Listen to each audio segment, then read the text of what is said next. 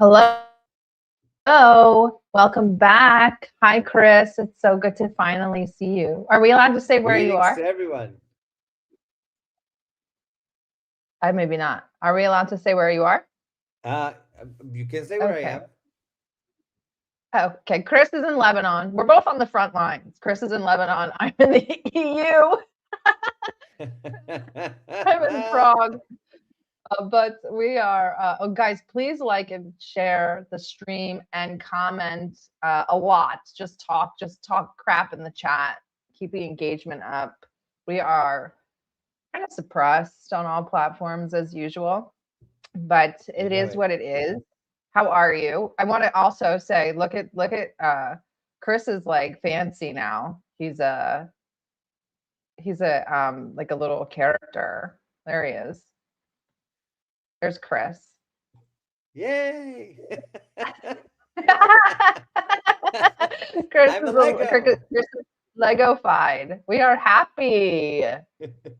Guys, go check out Explosive Media. You know, the people that originated the Lego, wonderful Lego videos from Iran. But yeah, and now Chris is in the I don't know, in the fifth dimension or something. Uncle Haz's too. Amujan is there too. Uncle Haz's is fantastic. I don't have it, but I'll pull it up later. The best one. But it is so good. But yeah, we're actually joined today by one of our faves. So let's just bring him on. We're going to talk all things Russia. Russia's going a little crazy this week, crazy in the best way. I'm happy. I think Stas is happy too. But let's get it firsthand. There he is, the man. I'm jealous. I'm not Lego-fied. I don't even have a bubble head on myself, man. We can make you a stuffy. Do you want to be a stuffy? What's a stuffy? I'm afraid to ask. That sounds so. Like a stuffed animal, like a. Okay. Because that sounds so yeah. Oh yeah, well, we were just talking about gypsies and prostitutes, so our minds aren't in the. Would you like to be my stuffy? I will make you my best stuffy. You shall be my stuffy. Come to my little basement, little children. I am Epstein. Well, okay. It's evening. And I'm only drinking sun tea, so without any rum in it.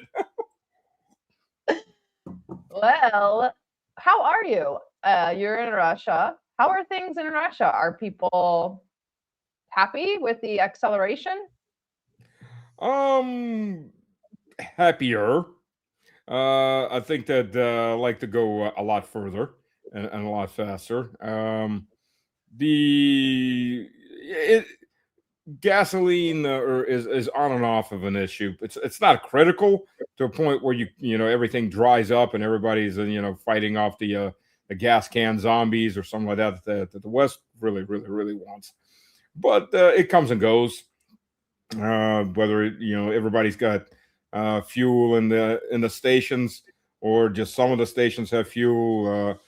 But so I'm not gonna lie and tell you everything's hunky dory, but it's all tolerable. It's not that bad. Mm-hmm. Grocery stores are filled, unlike say in Kiev. So we get drones buzzing. What really angers and pisses off and is the 10 to 30 civilians killed every single day by Ukraine. Oh, by NATO. I mean, hell, calling Ukraine. It's NATO. U.S., U.K., Brussels, that are targeting with civilians. Because, getting to military targets is hard. Getting to refinery targets these days is hard. Because these drones aren't fast. They're not missiles. They're basically Cessna planes coming in. And everybody's now invested in technicals. For the audience that doesn't know what a technical is, that came out of Africa where they started using Chad, I think was the first one that did it. And they started using pickups, Toyota pickups. Toyota makes a lot of money off these pickups. They sell several hundred white pickups at a time. Well, we don't know who's taking them. and they put a gun mount on the back, and machine guns, recoilless rifles, missile launchers. Well, in this case, it's light machine guns because the light machine gun does a very good job on these drones. So everything's getting harder and harder. There was one channel that actually did a study percent-wise on target to hit from the number in Crimea over the 40 days of massive pain and destruction for Russia. And from what Ukraine actually said they launched to the amount of hits that were confirmed. And the first day was something like 30% hits. But by the end of the week, or by the end of 2 weeks, it was down to about 5%, 6%. And since then, it's just continued to collapse because the gun trucks started coming in, machine gun mounts everywhere, and they do a very good job on the drones. And by the way, they also did a number of an analysis on the number of trucks that were and truck drivers that were murdered by Ukraine and by NATO, by Palantir, with these Hornet drones on the Ryazan, Mariupol, and on to Crimea and the Zaporozhye highway, interstate. There were, I think, 56 trucks hit and quite a few drivers murdered. Interestingly enough, most of these trucks were hit when they were parked waiting to get fueled up. But then they counted up how many average trucks were going up and down that interstate. And over that time period, they figured it was about 12,000 trucks. So the chances of getting hit were, minuscule. But that was what the West is touting as a great victory, that they murdered 56 truck drivers. Or so. So mostly it's the fact that they're murdering civilians because they can't hit the military targets. They can't hit the heavy industrial targets as easily, or I mean, they're still getting through here and there. We won't deny that, but the majority of what they're sending is being lost, and the majority of what's hitting is apartment buildings or single residency houses. That's why that's why they do it at night, because people are home and people are sleeping, so maximize murder rate on civilians. I do have some clips of the statements this week. I really want your analysis of them because a lot of people are not Russians. I'm speaking about the Westerners. They're very disenchanted. Every time Putin or Medvedev says something, oh, they're just talking. But these statements are pretty serious. So I'm going to start off with the Putin interview with, I think he interviewed Wildberries, maybe? I'm not 100%. So here we go. Киевский режим поставил своей целью нанести ущерб нашей экономике. Что он сделал? Он сам открыл этот ящик Пандоры. Ну что же, получите ответ по вашим наиболее чувствительным отраслям экономики, которые, честно говоря, и так дышат на ладан. Putin saying that Kiev has opened Pandora's box. What does that mean in your eyes? Well, first of all, it's not Putin. I mean, I'm sorry, Putin. It's not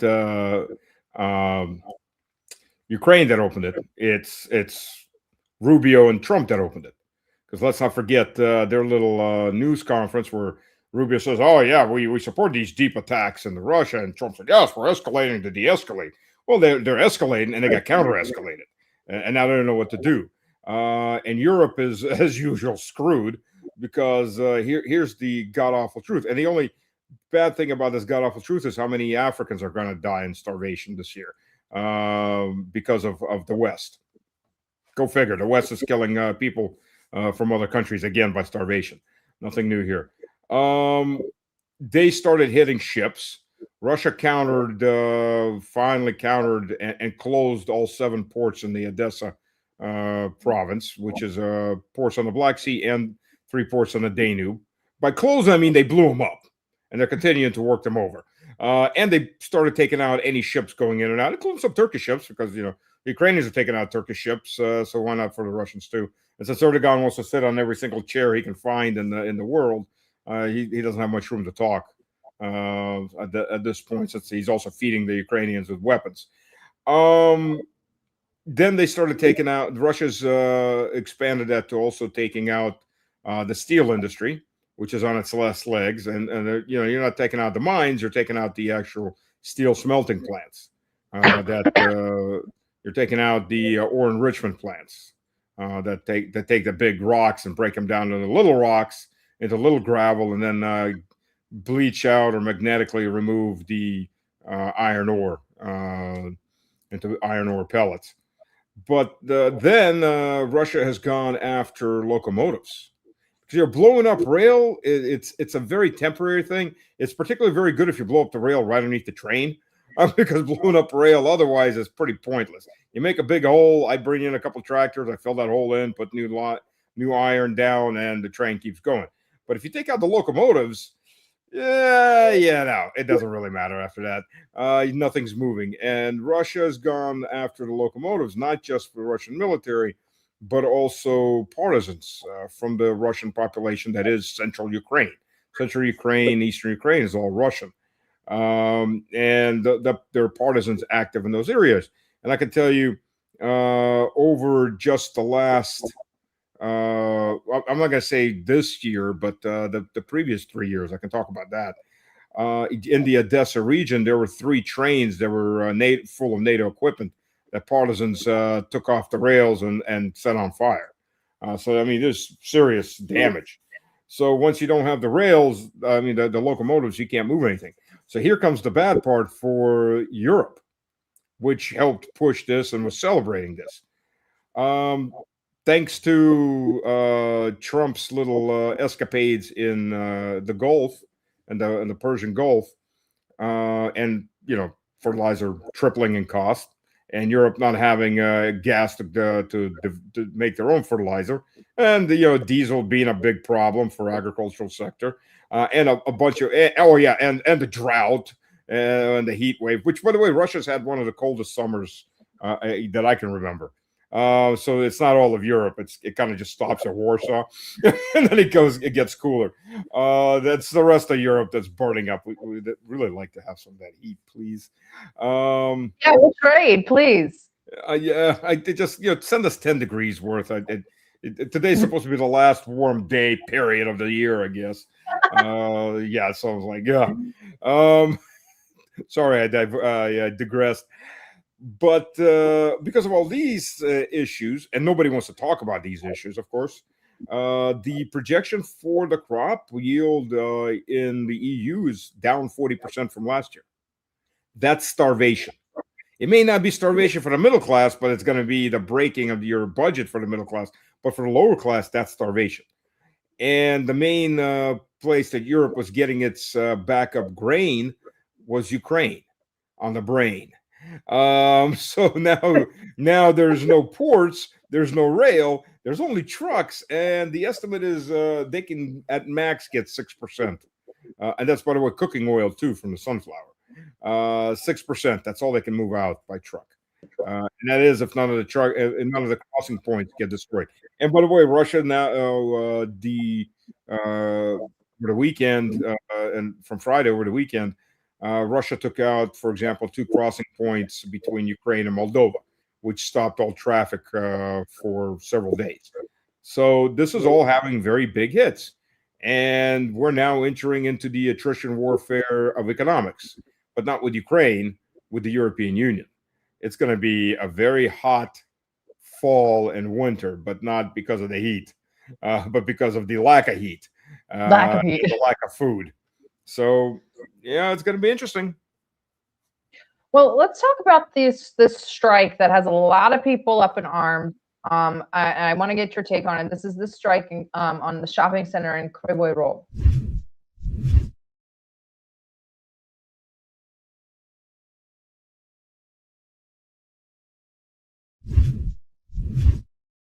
Here we have a second video.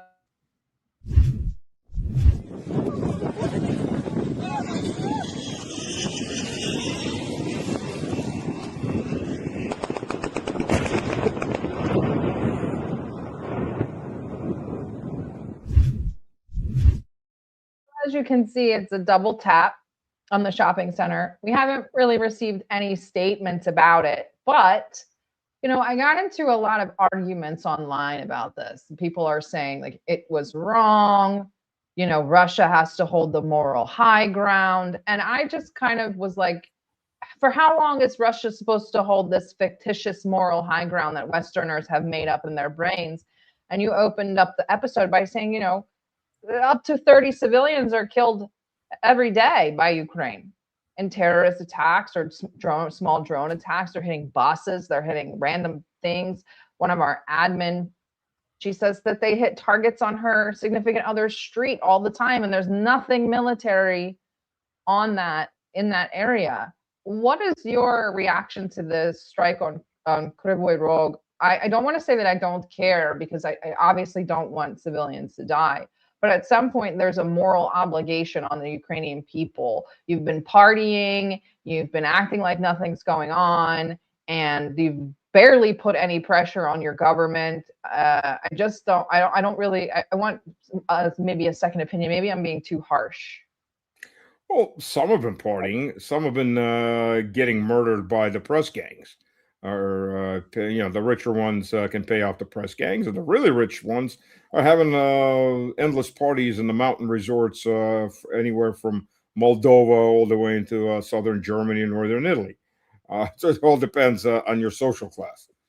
This is a very social class war. The very rich, they just come and go as they want. Mostly they stay out overseas and feed off the war. The upper middle class or lower upper class, they pay for their protection not to be drafted, though that doesn't always guarantee anything. And then the lower classes, if they ran, they ran. If they didn't, then they're the ones that are going to get pegged first. And the bums, druggies, mentally retarded, anybody like that, that's easy pickings. They get to be one charge heroes, because that's all they're worth. Here, this is the end of the rifle that the bullet comes out of. Say hurrah and go charge the Russian lines and die for Zelensky and the glory of whatever Ukraine is. Now, for this mall, you obviously it was a double hit, so that was the target. Now, having said that, first of all, Russia has a lot of intel on the ground. Let's just begin with that. There's a very large percentage of population in Ukraine that's anti Zelensky. It's even to the point there's not just partisans, Russian partisans in the Russian territories. And the Russian territories are actually, you look at Kiev and go straight down to Odessa, that's all Russian, including Kiev. But the ultranationalists now have partisans that are working with the Russian partisans, because they figured out that Zelensky is going to use them all. Zelensky, the West, will use them all up to the last man, woman, and child. And the only way they're going to survive this is to get rid of the people in charge. So it's a very interesting matrix. So there are people on the ground. There's a lot of human intel coming in. I mean, I'm not telling any secrets. If people don't understand that they've buried their heads in the ground. It's been that way from day one.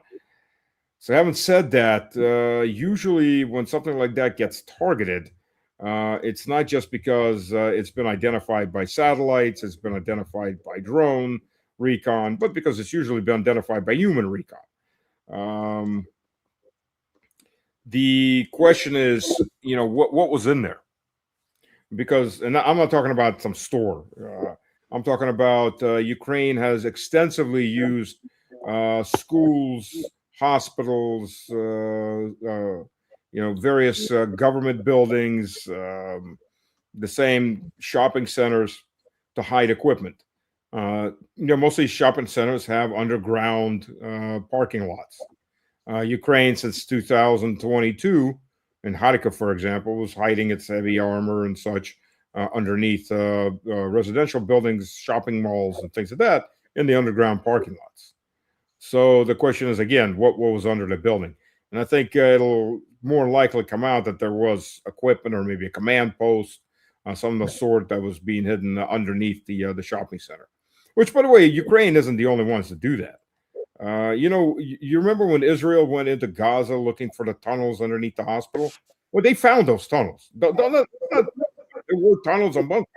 They built those tunnels and bunkers. So they knew they were there.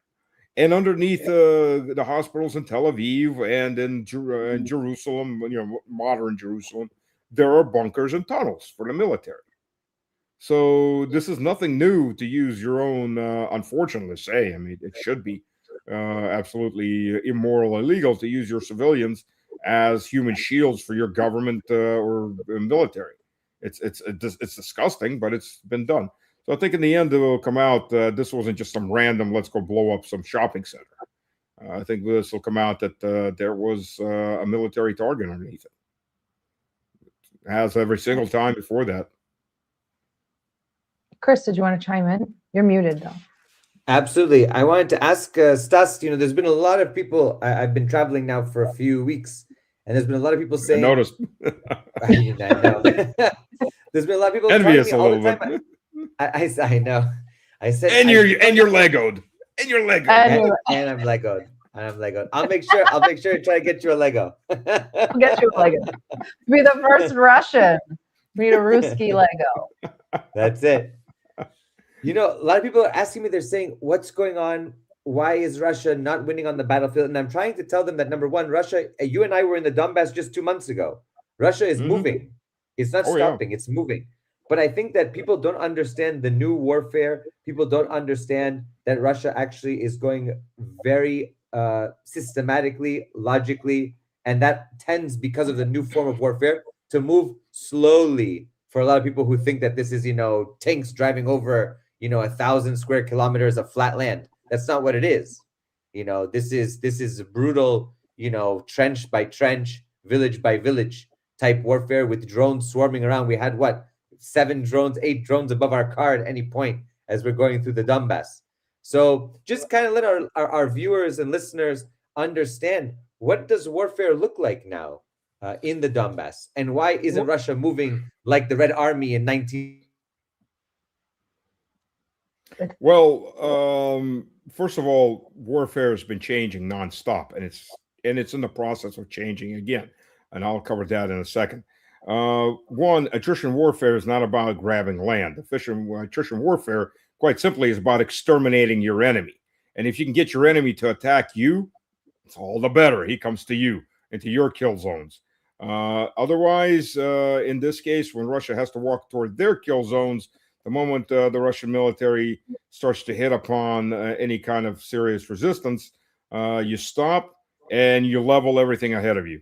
Because Russia has absolute artillery dominance, air dominance, and drone parity, but heavy drone dominance for the battlefield, for the medium drones. It's a matter of you exterminate everything ahead of you. That's how you preserve your manpower. That's one thing. So what we've already seen, by the way, that nobody's talking about, it's not just a Russian advance on the last three fortress cities, because the Ukrainians didn't just fortify north to south; they fortified east to west. So every time Russia took a fortified town or village, they fell back a couple kilometers to the next fortified village, and so on and so on. Now they're down to the last three, and behind is open fields.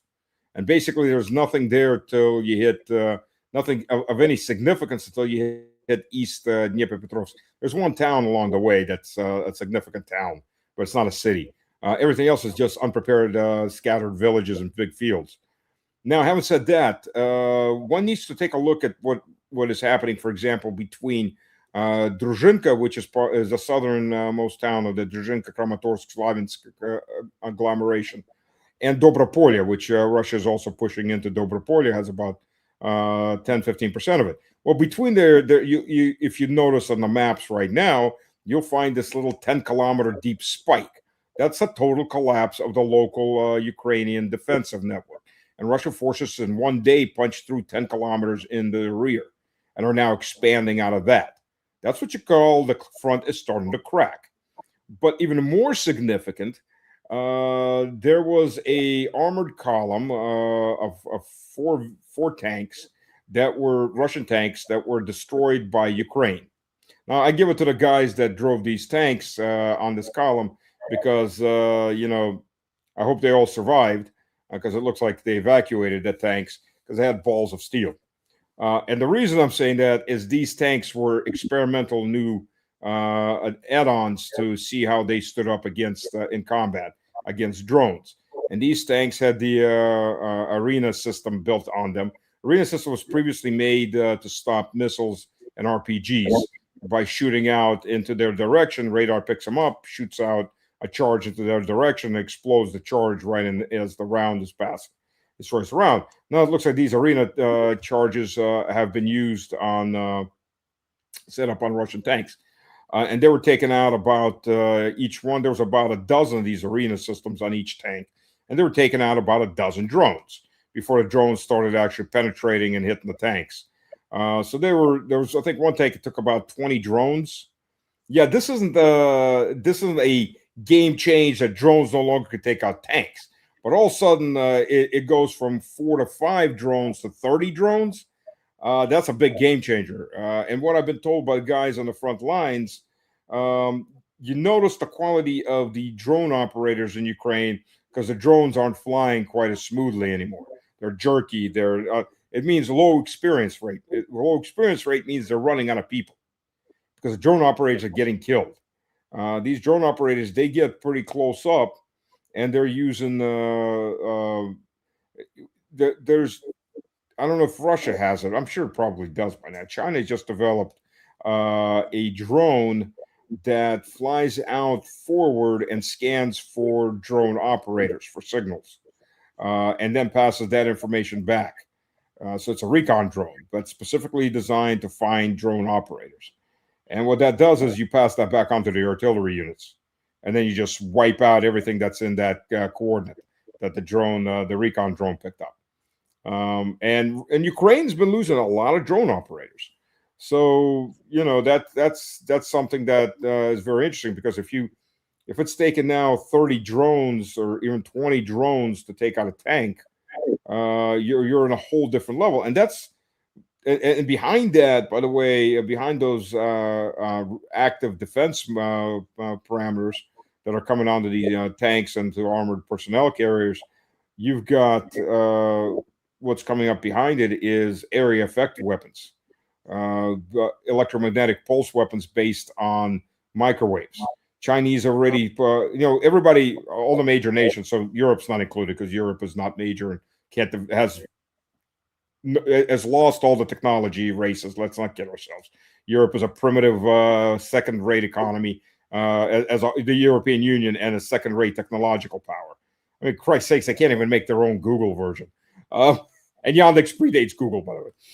So, they can't make their own search engine, for God's sakes. I mean, on that level, let alone anything else. They can't even make a 5th-generation plane. The French-German project collapsed. Europe is absolutely dependent on somebody else, be it China, be it the U.S., whomever, the European Union. Well, now you Russia, America, China, they're all developing these. And the Chinese seem to be leading in this case. They've already had their field testing. They've already put 3 of these big trucks with a big microwave dishes on them on display during the last parade. And this is something that, it's terrain dependent, but in an open area, it can suppress. By suppress, I mean burn out. Any electronics within 5 kilometers. Drones, radios, automobiles, anything that's not armored up. It probably wouldn't do much for a tank because tanks are well armored, thick steel plates. But a drone, you can't armor up a drone. Why? Because then it's too heavy to fly or to carry a load. So okay. And it doesn't matter whether it's on a cord or whether it's on radio controlled or whether it's artificial intelligence. If it has a chipset on it, chipset builds up a electromagnetic charge on it and burns out. So we're gonna be back to at least some amount of maneuver warfare. We're on the cusp of drones are the machine guns of 1914. The logic of the official common logic of 1915 was offensives are pointless, defense has won. Warfare as we know it is over. The machine gun has stopped all movement going forward. And then airplanes evolved. And then tanks evolved. and things went forward. And the tank died when the first Panzerfaust arrived. That was the official logic. But yeah, no, they survived. And then when the Sagers arrived, the tanks definitely were going to lose. Well, no, they survived.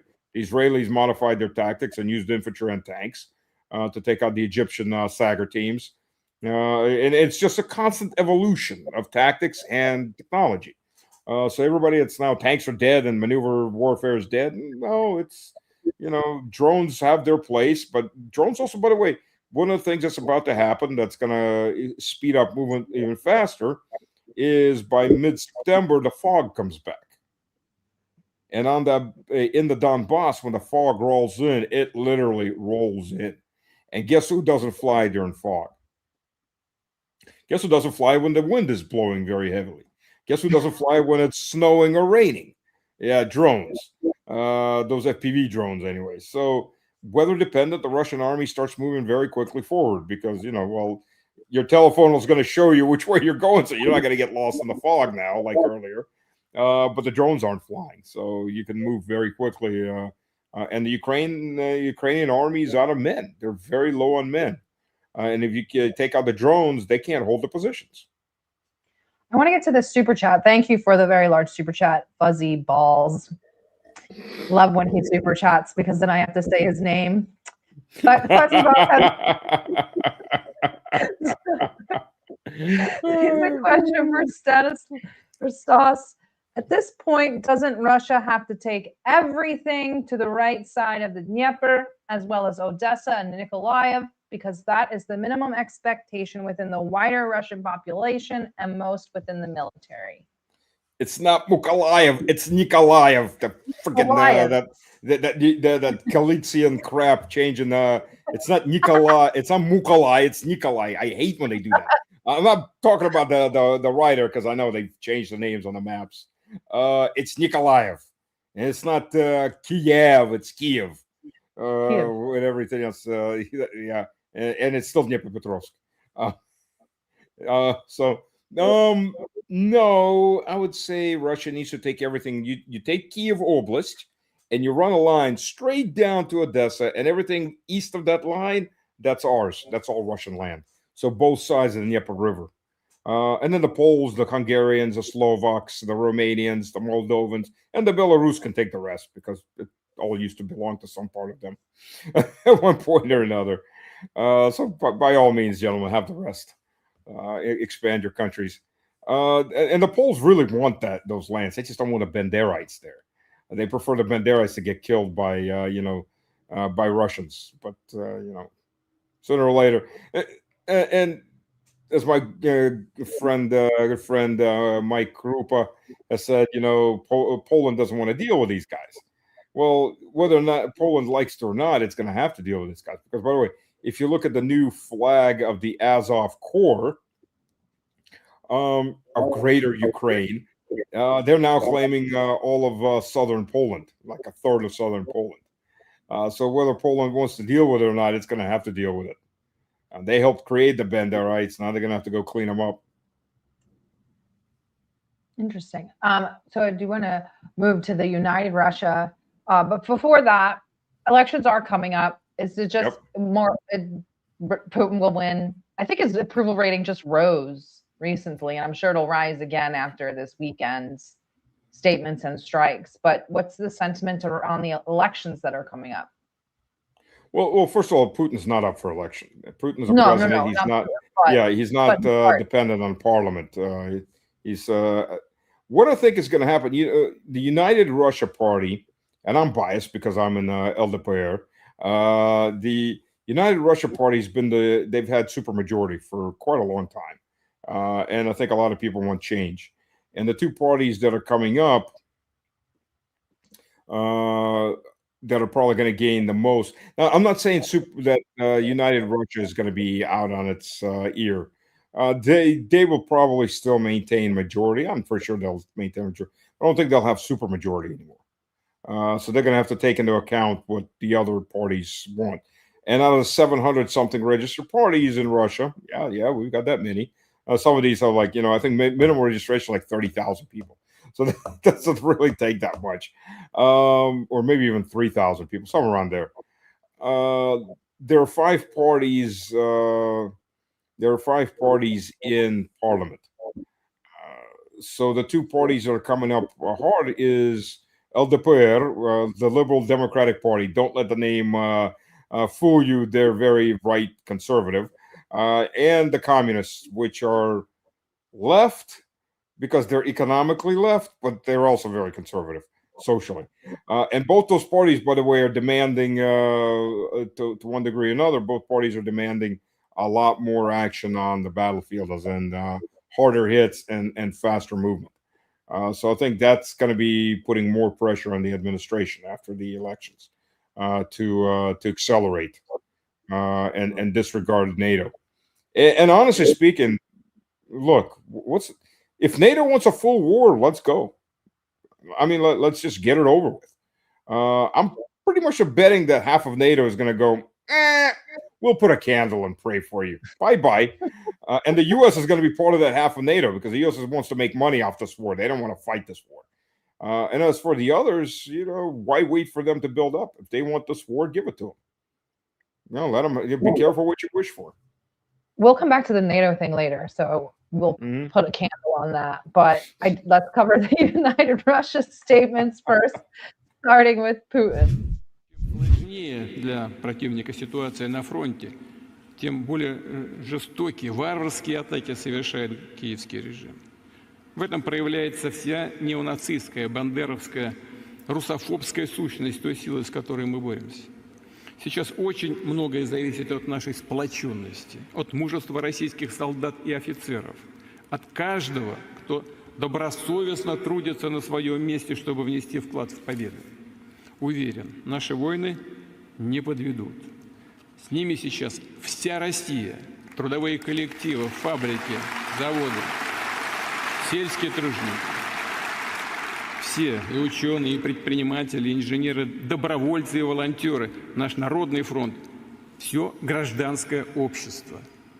Хочу всех искренне поблагодарить за такое единство, верность Отечеству, за ратный подвиг и напряженный труд. The unity thing. In July, there was the meeting of the Duma where Putin said, I've been asked to accelerate, but I want you all to know that there will be economic hardships. Would you still like me to accelerate? And everybody said, давай.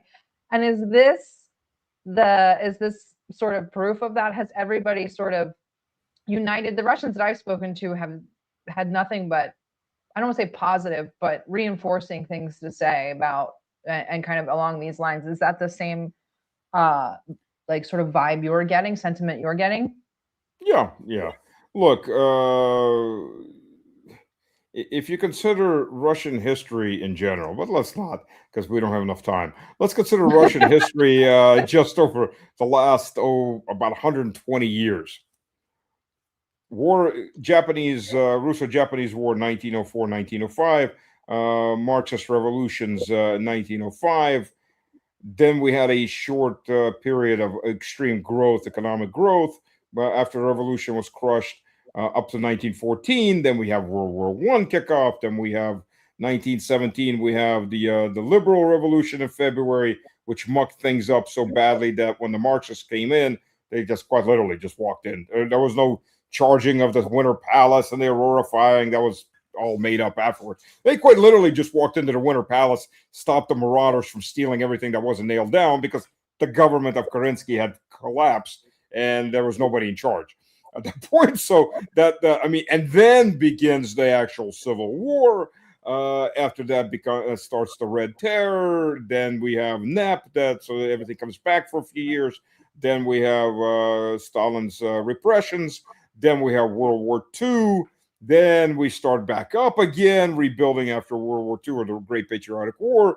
Then we have the stagnation of the 70s and 80s. Then we have total economic collapse in the 90s, plus two Chechen wars, which really weren't. The first one was more or less with the Chechens. The second one was with the Islamic jihadists that the West pumped in, that the Chechens were actually running away from at that point because most of the bigger Chechen warlords switched sides to the federal side. Then we kind of have growth again. Then we have 2014. the events of 2014, and we're here. Any other people would probably be gone by now. Have splintered, been destroyed, absorbed, wiped out, whatever. Russia came out of each one of those bad phases stronger or recovering from them and growing stronger before getting the next bad phase, and then still coming out stronger. I mean, don't forget, considering all the damage, all the losses of the Soviet Union, which is mostly Russia, went through, they were sending people to space how soon afterwards? So, you know, this is, and they were supposed to have been knocked out of the big race for the next 30, 40 years. More like 3-4 years. So, yeah, you know, that's the reality of it. So, yeah, Russia can handle this, and it will handle this, and it will come out on the other end just as stronger. As much as the West doesn't like that, but, you know, I don't care what the West wants or likes. Screw them if you know, Russia has there's an old Russian saying: if you come to us with bread to break bread, we'll break bread. If you come with a sword, you will die by the sword. So, and for whatever reason, the Europeans keep wanting to come with a sword. Then they'll die by the sword. And they do, but they don't learn. 2 generations later, like lemmings, there's too many of us. Let's go jump off the Russian cliff. And off they go again. It's like, frick, man, you think by this point the genetics would have, you know, taken out the idiots, but and then the rest would have gone, nah, let's not go back to Russia anymore. You know, Orban was smart. Magyar isn't. You know, what did Orban say? We've done this twice. We don't want to do this a third time. And that's a very smart answer. The Germans obviously don't seem to have those kinds of people again. The West Germans, the East Germans have been denazified successfully. So, yes. Let's take a strike break. Here's Kiev.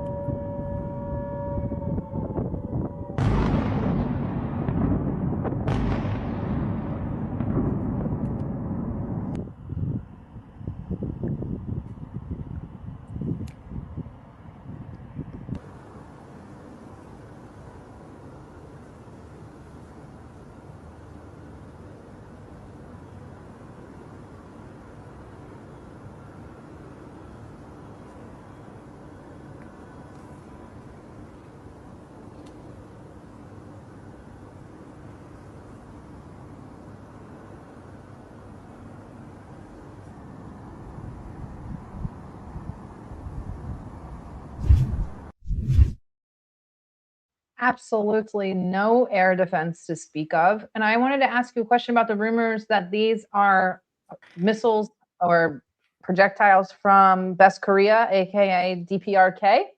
Is there any truth to that? Is Russia just battle testing them, et cetera? I don't think that either side has addressed those rumors. They've kind of just let them. I don't know, because I can't tell you exactly, because I'm not there in that area to tell you exactly.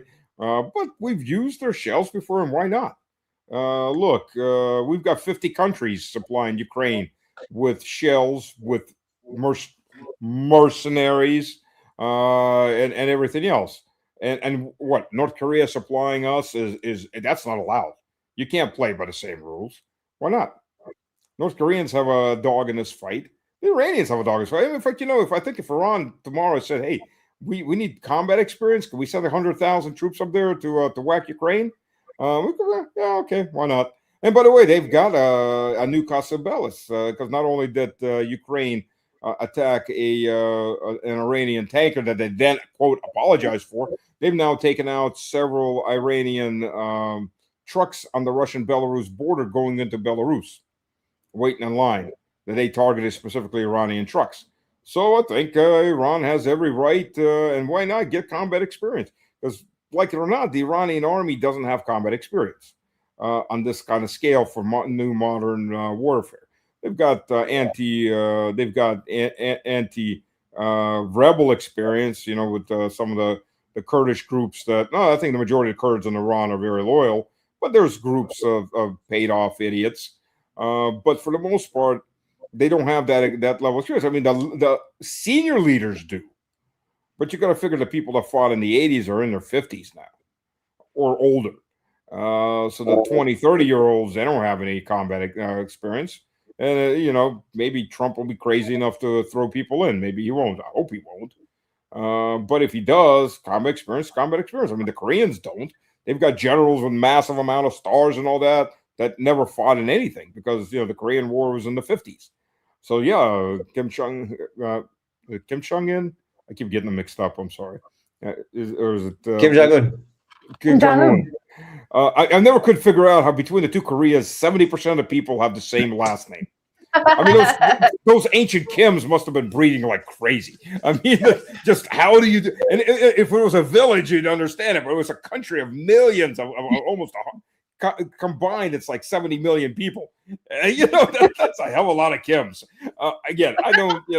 That's something just very interesting. I'm like, And then every other last name is in that last 30%, which is I've known quite a few Kims. Yeah. I mean, genealogy is going to be a bitch. How do you figure that one out? Who's related to whom? But I digress. I'm sorry. But, the North Koreans needed combat experience, and this is a great place. So, I mean, if the Iranians, I think, asked really nicely, like, hey, can we go shoot some too? Okay, sure, why not? Come on over. I think that would probably be pretty much on that level. So, okay, why not? I mean, we've look how many quote mercenaries. Look, the Poles have had over 10,000 dead. These aren't mercenaries. They're ship-dipped mercenaries. When an entire battalion goes and becomes a mercenary and then becomes a battalion in your army again, they're not mercenaries. They're just not fighting under their flag. But that's what we've been dealing with for the last 4 years. So why not? It's the same thing as American politicians go, how dare the Russians give away satellite information to Iran? And you got to wonder at that point. Yeah, you got to wonder at that point, are you really that dumb or you're really that egotistical to think that nobody will proxy you the way you proxy other nations? And I'm not, maybe they're both egotistical and dumb. But what do you think? What do you think, Chris? Egotistical or dumb? Or both? I think both. I'm going to go with Stas on this one. One doesn't deny the other. They're not mutually exclusive. They can be both. Why not? They're so outraged. It's great to see. How dare they do that? I don't know. How dare you do that? Like the indignant. Oh, you can. That's right. That's right. With Iran. Oh, go ahead, Chris. Go ahead. No, I just want to ask the last question I had that I really wanted to delve in on is everyone's asking for a timeline. What's your expectations? What are you thinking? Russia isn't running on timelines. The West loves dates. It's victory date. They're going to lose 1 million men to take this one town because they have to. Who said that? Why do they have to? For years, Russia's not fighting on a timeline. And attrition warfare is, whenever we kill off the majority, we kill off the majority. You want to bring some more people to get killed off? Okay, sure, whatever. We've got plenty of shells. It's one of those points. So, I mean, would I like all of this to have ended 2 years ago? Sure. Would have given us a lot less things to talk about, but yeah, sure. But again, this isn't running on there isn't a graphic that you have to run by. Shift 1 has to finish this, shift 2 has to finish that. And in combat, you know what I'm talking about, Chris. It's hard to tell. I mean, no plan ever survived first contact. You have to be flexible. Will they break? Maybe they'll stand to the last man. You don't know. I mean, and the bravest unit at one point or another may break because panic starts to spread. It's just human nature. It's hard to tell. So how fast the town goes, some of these villages fall in matter of hours or days. Others will take weeks to take. It's one of those moments, but it's accelerating. I mean, the movement is accelerating. and the defensive positions are running out, quite simply. So it's going to accelerate. But then again, if there's a 10-kilometer breakthrough, and it's a narrow breakthrough, but it's a 10-kilometer breakthrough in between Dobropolye and Druzhinka. It doesn't mean everybody else falls apart. And the front is so long that even if part of the front collapses, doesn't mean everything else collapses. Because most field commanders, they're too busy figuring out what to do in their particular sector. They're not looking at the big map. That's not their duty. That's not a field commander's. That's a general's duty. That's a theater commander's duty. Not the guy that my job is to defend this village. I stand and defend this village. I'm not looking at what's going on 500 kilometers away from me. That's not my job. I'm too busy keeping my guys alive and this village held. That's how it runs. So again, it's not going to be a total collapse. It may grow to a total collapse, but that's not going to be something overnight. It hasn't been since World War I anywhere like that. You have breakthroughs, you have partial theater collapses, but and then other parts of a front may be holding or maybe even advancing. That's just the way warfare is. I know everybody who's in civilian likes, I hear it from family members and friends. I'll just kill them all. Why don't we just blow all this up? Okay, how? Well, I'm not supposed to know. You're the military guy. Yeah, well, exactly. Because he's like, yeah, just swing my hand. I just blow them all up. That's it. That's all over. Yeah, well, I wish it was that easy, but I don't have godlike powers. What's my resources? What can I do? What's the enemy's resources? That's why you have the science of war. By the way, that's the Russian approach. It's not art. Another question from Fuzzy Balls on the North Korean. Yes. Okay, Fuzzy Balls. How will NATO produce any advanced weaponry if China is only giving highly refined rare earths to Russia and North Korea? Won't the sanction-proof alliance between China, Russia, and North Korea be the real force going forward? Well, okay, first of all, let's be realistic. Number one, there's contraband.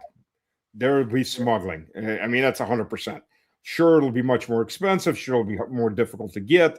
It'll be going through third countries, through corrupt businessmen in China, and there are, just like in any other country, there will be smuggling. How much of a volume that is, I don't know. But the U.S. dollar, like it or not, it's still there. That's the U.S. real secret weapon.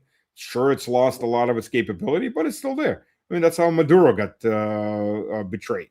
There was sure, U.S. used sonic devices that condensed sound waves to knock those guys out. But they only got there on a Chinook helicopter giant because they bought out all the local, the military and Rodriguez, obviously enough.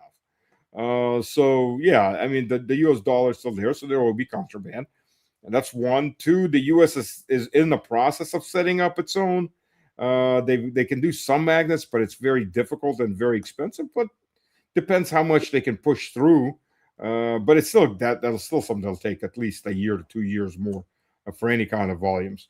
And three, I am sure, either under a Pentagon or in some corporate warehouse, they're taking apart old television, old flat screen television sets and monitors. Because, by the way, consumer electronics has a lot of those magnets. Sure, maybe they're small, maybe they're not the same, just the same types, but I'm sure they're scavenging from everything that they can find. Any electronic waste from the last 15, 20 years is going to have those magnets in it. Diodes, there's 17 different elements involved. There's only 2 of them that are actually very rare. Diodes are using them, by the way, too, interestingly enough. Different elements produce different color in the diodes. So yeah, there's still going to be some getting through one way or the other. But again, what volumes they're going to be able to produce, I don't know. Will there be workarounds? I'm sure they're trying to do workarounds. Look, they may be incompetent or semi-competent right now. Doesn't mean they're fully dumb, or maybe they're not dumb at all. It's easy to go in hubris. They can't get any. They won't be able to do anything. Ha ha ha. That's the worst thing you can do is ride high on hubris. overestimating your enemy is bad. Underestimating your enemy is deadly. So just to consider. Well, speaking of enemies, here is Medvedev on traitors at the United Russia Congress. Мы реализуем всероссийский просветительский проект «Россию не отменить». Ведь сейчас много попыток сделать вид, что нас с вами просто не существует. Что Россия – это недоразумение, которое должно исчезнуть. И еще о тех, кто добровольно, по собственной воле, проводит в жизнь эти человеконенавистнические идеи, прежде всего в западном мире, конечно, о предателях, отщепенцев, которые разбежались по тихим углам, как тараканы, и, прозябая там в изгнании, обреченные на тоску и, во многих случаях, утрату сытой жизни, жалко тявкают на нашу страну, желая ей поражения в войне. Только вдумайтесь, их страна воюет, как бы они там себя ни называли, гибнут солдаты и мирные жители, а они желают смерти своей стране. Прощения таким мерзавцам нет и быть не может. Who is he referring to? What is he talking about? Well, he's referring to the people, the liberals that ran, the various media stars that ran, and you know, my view on that. Well, under the Constitution, they can't have their passports or their citizenship taken away from them if they have it by birthright. If they got it, otherwise, yes, they can. They should be on a permanent blacklist unless they do something extraordinary to try to win themselves, win something back. And there's been a few cases of that happening. Even people volunteering for the front to come back in. But they should be blacklisted, obviously. Those that are inside, look, I'm a proponent of the death penalty, flat out. You hang one, you teach another 1,000. The Strafbat, the penal battalions, for anyone that was committing arson, anything like that, why put them in jail? Put them up the front. Somebody has to clear land. That's the penal battalions. Anybody who was out to commit a terrorist act or has committed a terrorist act, I'm talking about not just burning some electronics, but out to kill somebody, hang them high. I know we've got a moratorium on the death penalty. I disagree with it very much so. These people have, one of the way these people get recruited is they're told, don't worry, either A, you'll get exchanged and you'll come to Ukraine, you'll be a hero, or B, there'll be an amnesty sooner or later and you'll be released. So you got nothing to worry about. I want them to have something to worry about. I want them to know that they and Jesus are going to have a meeting sooner than they think.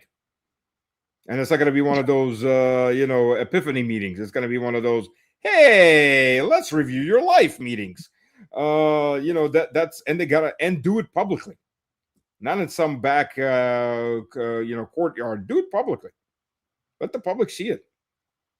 And right now somebody's going to go, oh, he is so barbaric. That is so last century. You know what? Yeah, last century, centuries before that, criminals, traitors were hung. They were hung in public, and the murder rates and criminality rates were minimal compared to right now all over the world. Everybody got nice and liberal and humanitarian, and the victim becomes the victim. And the criminal doesn't pay the price that he should be paying. And the next criminal is going, that's not too bad. I can handle this punishment. Sure, I'll go away for 8 years for murder, and I'll be out. And I'll, and that's the problem. That's as opposed to, I'll be hung for murder. Yeah, that changes the mentality. And these people that are actually doing this kind of criminality, or not criminality, treason for money. Yeah, you sure you want to do that, buddy? Because you're never going to spend that money. Let's just put it that way. And that's how it should be. So from that point of view, and those people are beyond the Russian border. They're doing what they're doing.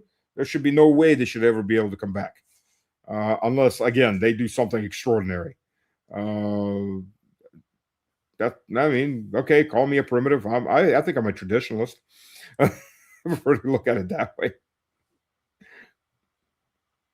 Well, I mean, I guess the whole chat is too, because they're all like, make a TV show of it. Yes, do it publicly. Well, you know, okay, we don't down. celebrate. We're Russians. We're Orthodox Christians for the vast majority. We don't celebrate human death. I mean, the parades that the U.S. had for when Bin Laden was killed, or maybe not killed, whatever, but officially killed, you would never see that in Russia. You know, there weren't parades. Hitler's dead. Let's have a parade. We don't do that. Yeah, great. Hitler's dead. Finally, bastard got what he deserved. But nobody's going to go out there and have a parade, because it's still a death. But these people have to be made an example of. They chose to be traitors. They chose to be terrorists. Okay, this is the price of treason. And the public needs to see it. A, that they will be punished. See, they're hung. They're dead. And B, that the next guy that's thinking about it is going to think real long and hard about it, because the price is going to be a lot higher than he thinks it is. And no TV shows, no Chris, Running Man. Stas, let me ask you, what's your overall assessment of you and I saw some of the things when we were in the Donbass. Yeah. We saw the long queues and things like that. I think I would say that Russians are in for the long haul, and they've been through worse, and they're ready to give whatever they can for their country. Would you agree with that? Look, we've been getting invaded for 1,000 years since 1012 AD. 1012 AD, Stanislav Krapivnik, Crown Prince of Krakow, along with his Holy Roman Empire allies, who weren't holy, weren't Roman, weren't empire, basically Germanic states, invaded into Kiev and Rus, grabbed Kiev, couldn't hold it, got kicked out by Vladimir Krasnosonce, but the race has been on ever since. So we've been getting invaded for 1,000 years. So if you're Russian, you're born Russian, or you came to Russia to become Russian, and you live in Russia, that comes with a price. And the price is the lemmings keep coming. They keep coming, and they keep coming, and they keep coming, and we're all in for the long run. I mean, that's just the way it is. It's a good fight, but it's a fight. And unfortunately, until the Euros one day wake up and go, yeah, let's just etch this into our DNA. No more going east on crusade. It's over. Until they modify their DNA, that doesn't pop up as an idea. I mean, we see Mertz's DNA is screwing him around. I got to go back east. I got to go back east. We all need to go east. You could see the devil in these guys behind the eyeballs. It's twisting their souls if they have them. Until something changes, we're in for a long fight. Unfortunately. Yeah. We've always been. Let's talk shit on the EU, starting with Medvedev. Тоже не могу не отвлечься и не вспомнить одну мантру, так сказать, из западной псарни о том, что мы порвем в клочья экономику России. Первый раз помню, как сейчас прозвучало в 2014 году, но и чего. Нынешние руководители Евросоюза и отдельных европейских государств, скажу жестко, мы это прекрасно понимаем. Вырожденцы, прямые потомки и идеологические наследники фашистов. В ряде случаев просто неумные люди. Degenerates, descendants of the fascists, and what do you say? They're unintelligent people. And now they're all in Ukraine. So, if they were only all in Ukraine, there's plenty of them spread out everywhere else too, unfortunately. The pre-Baltics are a prime example. The Baltic statelets. I mean, they have parades for their SS.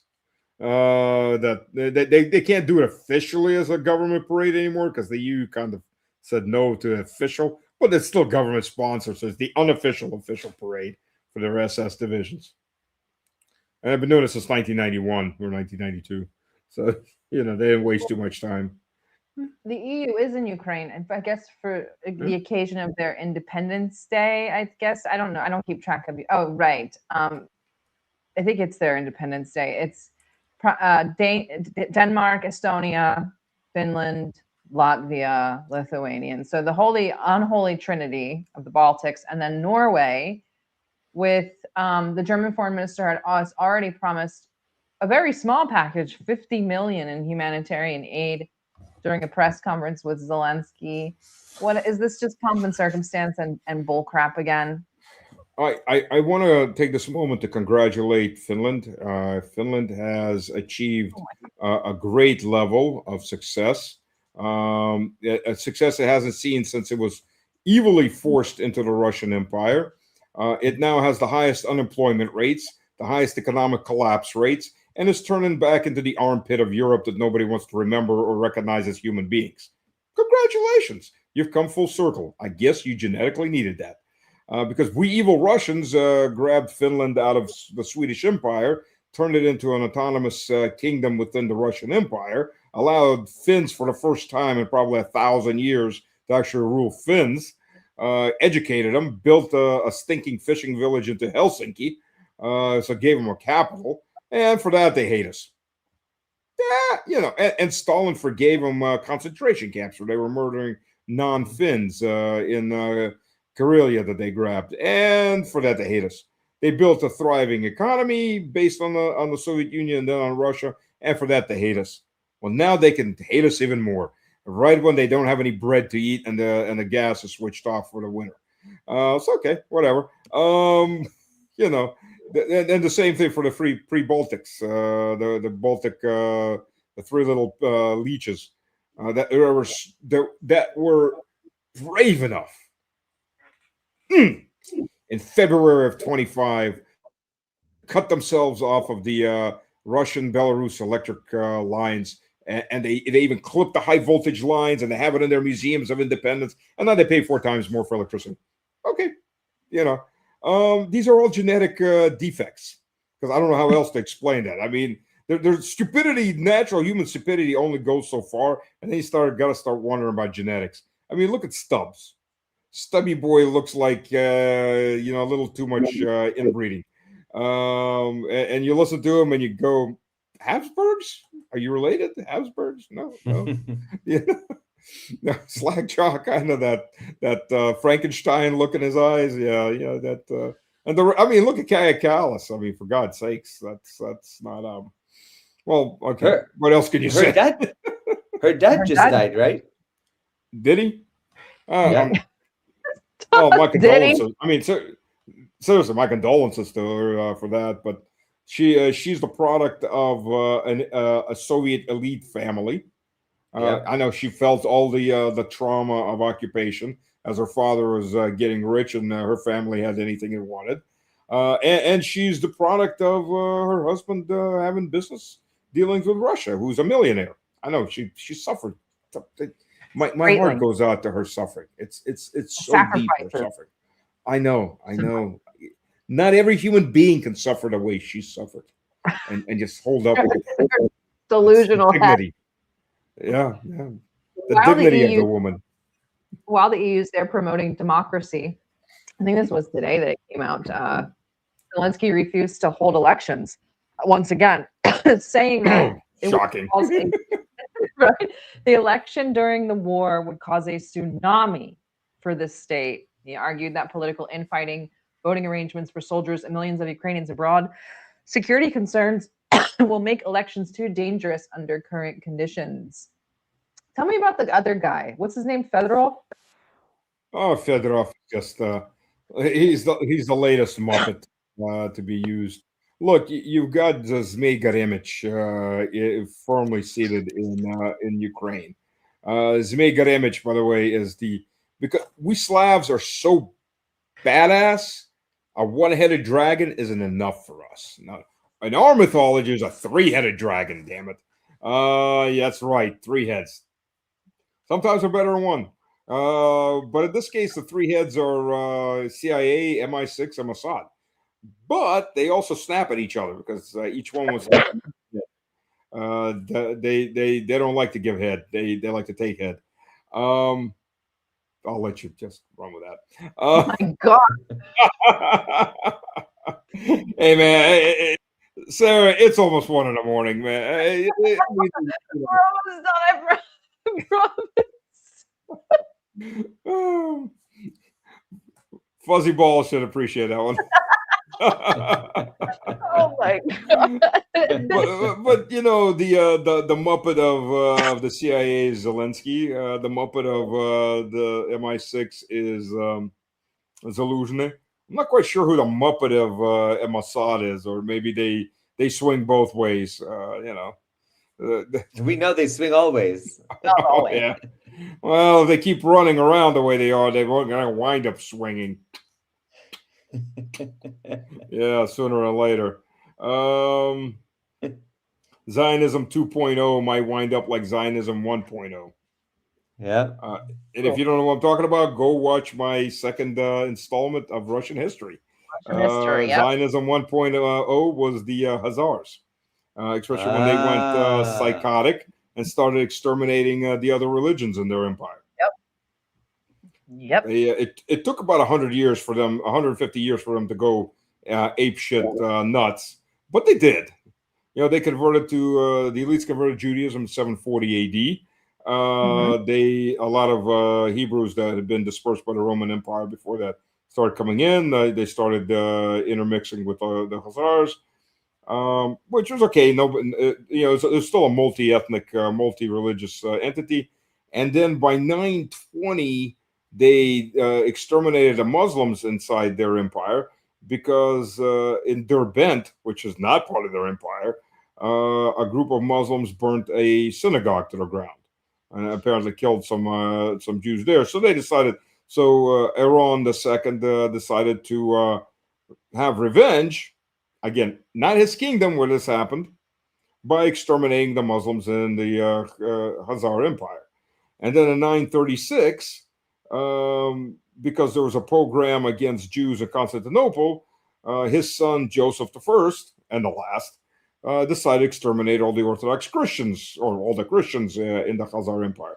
And by the time they got done with all of that, Sviatoslav the Great was showing up with a very large army to butcher them and end the Khazar Empire. Not because of Christianity, because he was a raging pagan, but just because, you know, they were too busy with carrying out genocides in their own empire. So, you know, Zionism 2.0 might go the same way Zionism 1.0 went. We'll see. So a few more history things. repeats itself, doesn't it? Not only on the battlefield, but Russia's also making moves on the diplomatic field. They have, just before the show, actually, they recalled the ambassador from London, Andrei Keelin, from the United Kingdom. After 7 years in the post, he left the country on July 21st, and Moscow has not yet named a successor. A Russian embassy representative told the paper that relations with London have deteriorated to an unprecedentedly low level. The recall comes as the United Kingdom continues supplying strike drones to Ukraine that have hit several Russian oil refineries. What is this unprecedented low? I know that London has made overtures to Moscow. You know, they want to start talking again. Are they shaking in their boots? What's going on? You know, I had a very good interview with retired Commodore Steve Jeremy. And one of the things is, and I've heard this from other people and I've heard this from other experts, the problem with the British elites, particularly the political elites, is one of the reasons they're bashing Russia is internal politics. And they're used to doing that with each other. And they don't understand, a lot of them really, I don't think, mentally capable of understanding just how close they are to an actual war. And they don't think they believe they were close to an actual war. This is, it's internal politics, internal political debate, if you can call it that, taken to foreign policy. And again, you know, foreign policy and diplomacy are not the same thing. And it shouldn't be confused. The other thing is, you know, there was an interesting moment. There was a survey done in Europe on what percentage of each of these EU countries' population, not elites, population, hates Putin. And interestingly enough, the British came out at 44%. Mm-hmm. So minority hates Putin. The French and the Germans were in their upper 50s and 60s. In particular, West Germans. So So they can keep on hating all they want. No, yeah. Well, even the AfD is split because the East German AfD wants good relations and peace with Russia. The West German AfD, a lot of them are Ukrainian Nazis or pro-Ukrainian Nazi. They just want the same energy policies and things like that. Yeah, so there's that moment. The British are absolutely war incapable at this point.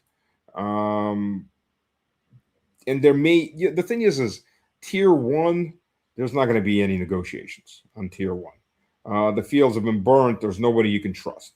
Maybe when Farage comes in, if there isn't a big war by that point, or if Labour really collapses again under Burnham this time, and there will be forced elections, and maybe if Farage comes in, if he doesn't do anything stupid, he'll have an opportunity to reset relations. Maybe. Problem with Farage is Reform has gotten a lot of former Tories and a lot of former Labour MPs that or politicals that have come into Reform, and they're just as stupid and warped as they were in Labour and Tory. So that hasn't changed any. So I don't know. Maybe on a tier 2 level, heads of companies, things like that, they could start some kind of talks on a back channel talks. I'm sure there's some back channel talks going on anyway. I mean, hell, Soviet Union had back channel talks with Nazi Germany during the war. So did everybody else, because you still want to have some amount of connections, and maybe you can get the guys to surrender. So it's, I mean, there's some amount of connections that still exist, no matter, even if it's done through Switzerland, maybe, or some other like that, in a neutral territory. But that's usually how wars are run. There's very few wars where there's absolutely zero connections. And usually that's called a nuclear war nowadays. So you don't need too many connections when the nukes start flying. But but with the big guys at this point, there's not going to be any negotiations. Who do you trust?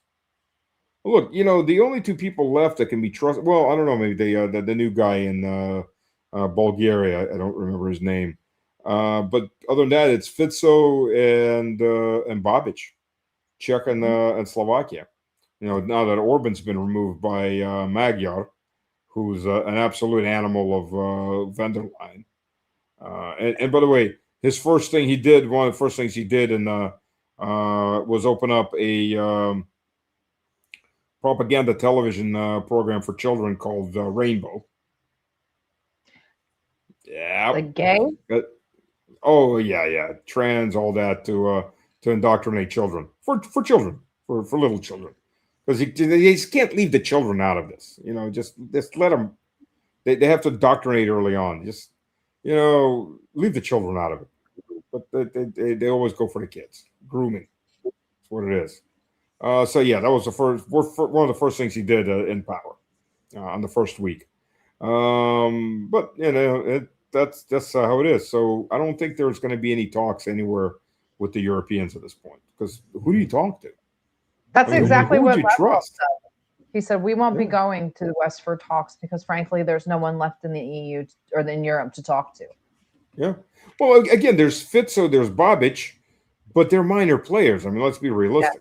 Yeah. Even Orban got sidelined because he dared to go talk to both sides and see what their positions were. Oh, gasp! How dare you do negotiations? Oh my God! The problem is there's a German there's a German curse word, two curse words now used for people for character assassination. Putin verstehen or Russisch verstehen. You understand Putin. You're a Putin not that you support him, but you understand him, or you understand the Russians. Now that's an insult. Oh no, I don't understand the Russians. I just hate them. That's what you're supposed to say. The oral 15 minutes of hate. Oceania has always been at war with Eurasia. Let's all go out in the street for 15 minutes. Ah! Okay, now go back to work. It's that. But we laugh at it, but Orwell wasn't writing about the Soviet Union. Orwell was writing about what's coming down the pipeline for the Anglo countries. And, I think if he could wake up right now and take a look, wake up from that eternal slumber and take a look and go, damn, I was just scratching the surface. Holy crap. But because it's so much worse. Yeah, that's where we live at right now. But apparently the British are actually more immune to it than the Continentals. Interestingly enough. Speaking of games and grooming kids, Jared Kushner and Steve Witkoff's visit to Moscow has been indefinitely postponed, a source told TASS. The visit is unlikely to take place before the end of August, which means there were reasons to postpone it, but those reasons have not been given. Also want to make note that Russia bombed a U.S. company today, which is makes chocolates and stuff. So was this symbolic in the postponement of the talks? Are we not going? Why? Firstly, why was Russia even talking to Jared Kushner and Steve Witkoff in the first place? They're unelected officials. One's a twink. The other one's a nutcase who has never done anything besides rob people blind in real estate. Wait a minute, which one? Anyway, both of them doing that. Both of them do that, right? There's a twink that robs people in real estate, and then just a short Jew that robs people. They're the same person. They're the same person. So Netanyahu's Tweedle A or Tweedle B? Tweedledum and Tweedledummer, yeah. Yeah. So the talks have been postponed. What do you think about that? Well, okay, first of all, look who's talking to him, Dmitriev, who's also grew up in American finance. He's Goldman Sachs. And he doesn't hold any official rank in the Russian government. So a bunch of private citizens were having a talk with each other. But seriously, they don't hold any rank in the American government. He doesn't hold any rank in the Russian government. So it's a bunch of private, very rich guys talking with each other, all from American finance. Or real estate, still finance. So, okay, and so I guess Putin listened to them, maybe said a few words to them. Spirit of Anchorage hopefully is now dead, because obviously it didn't pan out to what it was supposed to be, whatever it was supposed to be, because we don't know what it was supposed to be. It was just some kind of spirit floating around, maybe it needed to be exercised. At that point, bringing the priests. I don't know. But these guys, look, maybe they were trying to get some development deals in Zaporozhye or Kherson, build some hotels. That's what they're doing in the Middle East and everywhere. They're just basically looking for deals. Oh, and they're keeping Netanyahu informed. Because that was the arrangement. Stay on the Middle East, because I have one super chat I want to ask you. Okay, so NATO is fracturing, right? But we have Israel sort of gearing up for war with Turkey. This is something that Chris and I said almost a year ago. We put on a tinfoil hat and we're like, I think that the United States is going to leave NATO, but blame Europe. But it's just to open up a path for Israel to kind of go to war with Turkey. And the person, the super chat has a little bit to do with that. Will there be a new front in the Armenian-Turk corridor? What are your thoughts about this new front opening up with Turkey? Kind of silly because they're still economically intertwined. I don't really know what to think of it. I've got mixed feelings. I don't honestly think there's going to be anything between Israel and Turkey anytime soon. Because look, first of all, Erdogan, all those fiery speeches, and then he sends 57 tankers full of oil to Israel. Let's just begin with that. Second of all, first of all, Israel doesn't have borders. It has mutable borders because the Zionism 2.0 is claiming the entire Middle East. And by the way, if you go to some of their ultra-nationalist websites, they also have Greater Hazaria, which is now apparently everything from Moldova to Astrakhan and north of Kiev is all going to be Greater Hazaria. These people have great flights of fantasy. But it's difficult with Erdogan. You can't trust anything he says. Let's just begin with that. Somebody wants to marry you. That just popped up. Well, there's no qualifications. I don't know. Should I back that proposal to whoever that person is? I don't know. Stay tuned on the next episode. I just saw that pop up. I was like, sorry. That was probably Chris. ADHD. Look, there's a birdie. me.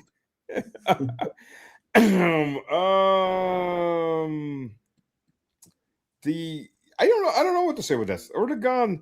I mean, I don't trust anything either what those sides are saying on this issue. The only thing I can say is that the Orthodox and Catholic Christians, the Alawites, the Shia, and the moderate Sunnis are all being murdered off by an entity that has never attacked Israel and is also backed by Turkey. Yeah, El Jilani. But hey, if you trim his beard and you wipe the blood of children off his hands and you give him a nice suit, he's a absolutely respectable statesman. Trump has a crush on him, so it's fine. Him, Trump. Have you seen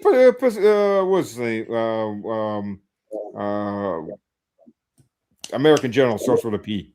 Got removed for telling his girl. Oh my God! Thank you. The stage. To eat. I was waiting for him to get on his knees and start performing fellatio. I mean, like, dude, man, that is just. I'm verbally, he was already performing fellatio. I'm sorry, I worry about you. How do you handle the pressure? Do you have time off? Did you get to go cut some throats while you're at it? Oh, it's lunch break. Let's go chop some heads off. I mean, it's kind of what? How do you feel? Like, Jesus, man. I mean, have some self-dignity. Or if he's ever heard of that, it was disgusting. I was like, holy crap. I hope he got paid well for that horror act. It was a sex show on stage verbally. It was disgusting. It was just. I mean, consider what rank this guy had and the positions he held. Holy crap! You'd expect that from from some Saturday Night Live or some late night show host, but that was disgusting. That's wow. Yeah. Anyways, so I don't know with Turkey, but then again, there's a prophecy. The Greek Serbian prophecy for Turkey. Go on. There'll be one more leader after Erdogan, basically, and then there'll be a big war with Turkey will cut Greece in half, and then the power of the North comes in. And then there's the war between the 6 powers against the 1, and 5 of those powers take massive casualties and retreat. And the power of the North is Russia. And then Russia takes Constantinople, reinstates the Byzantine Empire, because the Greeks are too morally weak to take Constantinople, and the Russians aren't. Oh, and then Turkey goes 1/3 to Christ, 1/3 dead, and 1/3 to the desert, So if you could interpret it, because there's Turkey has what's called crypto-Christians, and there's estimates that up to 1/3 of the population are crypto-Christians, which are basically Orthodox or Armenian, Gregorian, or Catholic Christians that are posing as non-Christians to avoid repression. And then if you figure the Kurds are about 1/3 of the population of Turkey, well, you get the third there. So maybe, I don't know. Prophecies are odd things, and there's been actually, according to these prophecies, certain items have happened. One of the signs was the icon of Christ the Savior would appear again in Hagia Sophia, and that happened about 10-12 years ago. Because when the Turks took Hagia Sophia and turned it into a mosque, they just put mosaics up on the walls over the icons. They didn't destroy the icons underneath. And then Hagia Sophia was a museum, and they were repairing part of the mosaics, and they fell off, and there's this giant icon of Christ the Savior, and they left it because it was part of the museum. And then the last sign was that Hagia Sophia would become a mosque, and Erdogan can reconvert to a mosque. So whether it happens or not, I don't know. Yeah, but there's actual prophecies for this. By various, particularly Greek monks. What's his name? I'm horrible with names. Paisios? Paisios, that's it. Paisios. Thank you, Chris. You're You're the expert on that issue and those issues in general. So yes, I step aside and give you the floor on that by all means. No worries, no worries. Or you don't want to touch that one? No. Paisios. I mean, Saint Paisios. Now, I mean, he had a lot of predictions. He had a lot of dreams. He had a lot of foresight into things that would happen, and he's revered. I mean, he's revered in Greece and all over the Orthodox world. Mm-hmm. Actually, my grandparents, my grandfather in particular, had an opportunity to meet him at one point in Greece many decades ago. So, of course, he's held in high regard. I grew up with a great love for him, and when I was still very young, he was still alive. And since his passing, now he's moved through canonization. So, but he predicted a lot, and a lot of people look to him and many others for understanding what's to come. I didn't realize he had been canonized. I know they were talking about it, but so I guess I'm pretty sure because I saw an icon of him. Oh, if it's an icon, then sure. he's been If I'm not, he's a yeah. saint. Yeah, he's His canonized. feast day is 2 days after my birthday. Oh, okay. Yeah. So Saint Paisios. That I mean, prophecies are prophecies. They don't necessarily come true, and they sometimes are interpreted by different ways. But we'll live and see. We live long enough. We'll see one way or the other. One last super chat. I joined late. Did I miss Stas's bio? Where can I read about him? Tell them about your history channel on YouTube. You guys have to watch this. You already mentioned episode 2, but yeah. Yeah, well, it's the same channel as the rest of my stuff. It's at Mr. Slavic Man, and it's Slavic Man is all one word and Slavic with a K. And I've put out 2.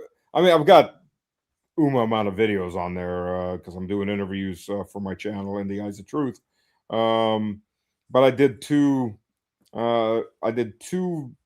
installments so far of Russian history, and I've put on the screen there no Ukrainian BS because Russian history is being rewritten at an incredible rate. And even channels like Gods and Generals, which until the Ukrainian conflict started was actually a pretty solid history channel. They bought into the Ukrainian crap. Well, they got paid off, obviously, pretty well. And they just started making crap up. It has no historical basis. So you watch things like that, institutions like that just go, belly up and get and just put out garbage. So I just started doing this. So I've got, I'm getting ready to do Saint Olga. Of course, she wasn't always a saint. She was a raging pagan, very vengeful raging pagan for a while there. So that's the 3rd installment I'm starting to work on.